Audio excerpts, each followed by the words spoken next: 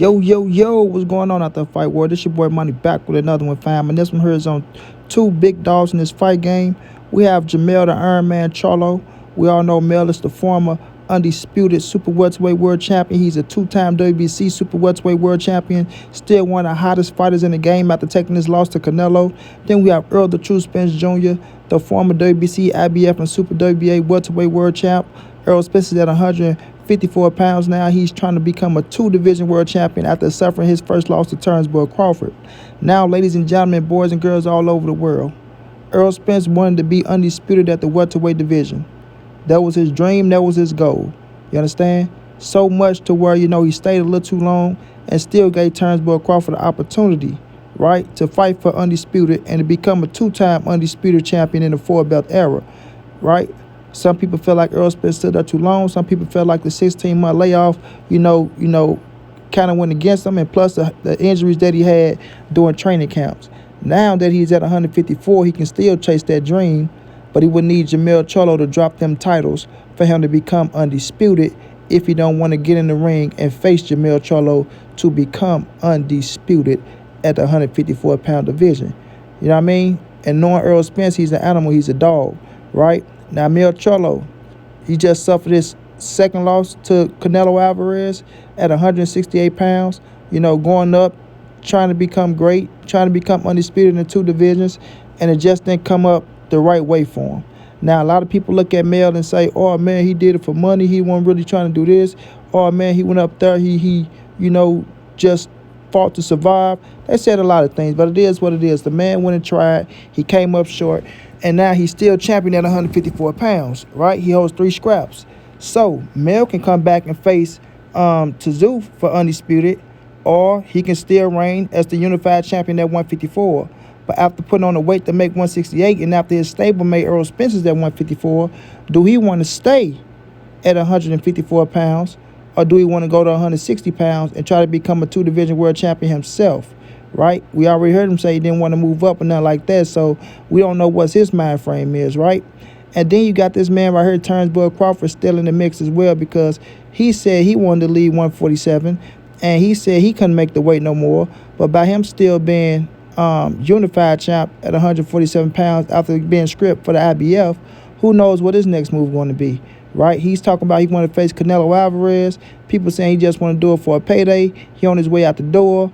He telling Errol Spence if you want the rematch, you got to be at 147. It's a lot of things that's going on around Crawford and things like that.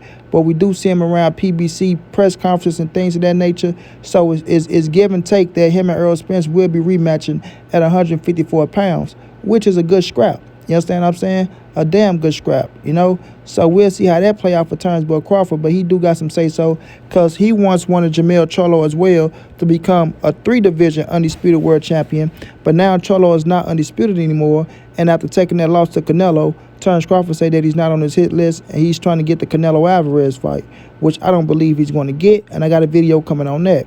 But with Errol Spence, right, it's always been his goal to be undisputed, man. And y'all know EJ is my guy. Y'all know I'm going to ride for him until the casket drop. Win, lose, or draw, I really don't give a damn. It's just certain dudes that I rock with, they got morals that they carry themselves with, that's just stand-up dudes, and Errol Spence is one of them. We all know the situation he had with the car crash. We all know that did, take away a little bit from him. But at the end of the day, it really don't matter because EJ is still EJ, and he's still a bad motherfucker inside that ring, and ain't too many people go beat him. You know what I mean? Now, we haven't heard from him since July 29th of 2023, but at the end of the day, we've been seeing pictures floating around. We've been seeing him and this girl chilling out of town, out the country, enjoying the fruits of his labor, things of that nature, getting his head together. And I'm quite sure he got his mind right and ready to come back and, show people why he is who he is, right? So if EJ still want to chase his goal and become undisputed, he can still become undisputed at 154. And I love to see him come undisputed at 154 because you do got some heavy hitters up there, and they some good-ass fights with Tszyu. Like I say, Charlo still right there. You got Brian Castano, the man that beat him in the amateurs. So he got some big fights at 154, man. And by him being Errol Spence, his numbers still are going to be his numbers. He's like that dude that even though he take a loss, his fan base is still his fan base. Just shows you that Errol Spence is a real superstar in this boxing game. You know what I mean? Everybody waiting to hear his first words to see what he got to say, and everybody most definitely wait to see what he look like, on his return back to the boxing ring, which he will return back to the boxing ring. You best believe that one. So we just got to see what's next for EJ, man. But if you want to become undisputed, he still have a grand opportunity to become undisputed at 154 pounds because he's still a hell of a fighter, and ain't too many of them dudes at 154 fucking with Errol.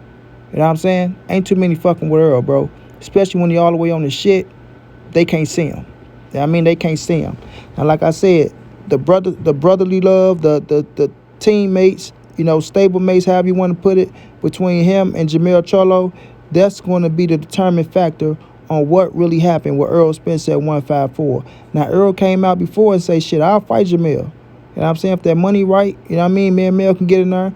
I got a family to feed, bro. And I'm not going to, turn down a great amount of money that's going to, set us straight in the future because we got a friendship and a brotherhood in this fight game that where it is, it's a cutthroat game, right? It's a cutthroat game. It's a man eat man game to where it's like, hey, if you got that, I need that. If you got that, I need that. You know what I mean? We can be friends afterwards still, but if you really my friend, then you go fight me so we can make this money. You know what I'm saying? That's how the game go, bro. You go fight me so we can make this money. And a lot of dudes is wired like that, fam. A lot of dudes are wired like that. When you're a fighter, bro, it's an opportunity that you have to go out there and, maybe face somebody that you're friends with. Earl was friends with Lamont Peterson, and look what he did to Lamont. You dig what I'm saying? You have to put the friendship and the feelings aside, and you got to go to work, bro. Y'all are gladiators. This what y'all get paid for. You feel me? This what y'all get paid for. So I just want to see what is Errol goals at 154. Is it just to become unified champ and become a 2-division world champion? Or is it still you want to, dominate the division and hold all the scraps to show people that I am the baddest motherfucker in the division? Because that is Errol Spence style, to show that he is the baddest boy in the division. And ain't nothing gonna change that about that king. You know what I'm saying? That's his mindset, that's his mind frame, and I respect it. With Jermell mind frame, he like, shit, look, bro, I earned the right to be champion, and I don't think I'm fit to give up my shit just like that. You know what I mean? If you want it, you have to come and get it. Mel said he'll fight Errol Spence. The numbers got to be right as well. And I'm thinking of that big fight in Dallas Cowboys Stadium, bro. That shit would sell tremendously. Tremendously. And I will be in attendance for that one. You got to think about it, bro. Texas is big as fuck. Mel in Houston, Earl in Dallas, and all the other towns out there that's in Texas. San Antonio, Gavel, like it's so many fucking cities out there in Texas, bro. It's redundant, fam. Texas is like a whole nother country, you know what I mean? So when you look at that situation, they can make a whole lot of money, bro. A whole lot of money. But they have to agree to it and have to be the right person that's putting the bread up for it, which would be a hell of a fight because these dudes sport each other multiple times. They know each other, share the same trainer, which Derek James gonna go on the Errol Spence side. There's no ifs, ands, or buts about that. And they got to get it in, bro. They got to get it in. So let's see how that play out. But if not, then Errol can go up there. He can become a unified champ, things of that nature, and see, what it really hit for. You know what I mean? I just know Errol Spence dreams, and I just know he wanted to be undisputed at 147, and you can still be undisputed, bro, at motherfucking 154. Your dreams don't have to be, turned away. Like I said in the post that I made when you took your first loss, bro.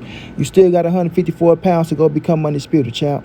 You know what I mean? Hold your head high. You still who you are. And like I say, his fan base is still hanging on. Ain't nobody going nowhere. They waiting on him to come back, and they waiting on to see him come back with a vengeance, fam. Like I say, Terrence Crawford is still right there. You got to see him at 154 pounds. I got Errol Spence winning at 154 pounds. I don't know about nobody else, but I don't jump ship, and I don't change my mind on nothing. If I'm riding with you, I'm riding with you till they prove us wrong. You dig what I'm saying? All these other soft cats who be jumping off the ship, talking about what he can and can't do, miss us with that weak-ass shit. We riding all the way to the end, bro.